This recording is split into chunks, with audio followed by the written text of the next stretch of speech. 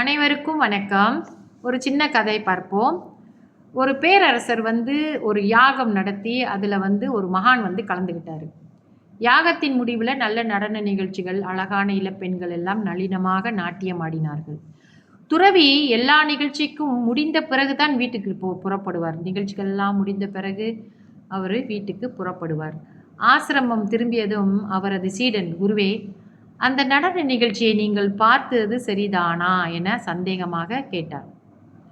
அப்போ அவர் சொன்னார், பாதையில் இருபுறமும் செழித்து வளர்ந்த பயிர்கள் இருந்தாலும் வண்டியில் பூட்டப்பட்ட மாடு அதனை நோக்கி செல்வதில்லை. அப்படித்தான் நம் மனமும். அதனை கட்டுப்படுத்திவிட்டால் காட்சிகளால் எந்த பாதிப்பும் வருவதில்லை என்று அமைதியாக சொன்னார் மகான். அப்படின்னா, நம்ம சுற்றி கவர்ச்சியான சில விஷயங்கள்லாம் இருக்கும். அது நம்மளுக்கு தேவையற்றது.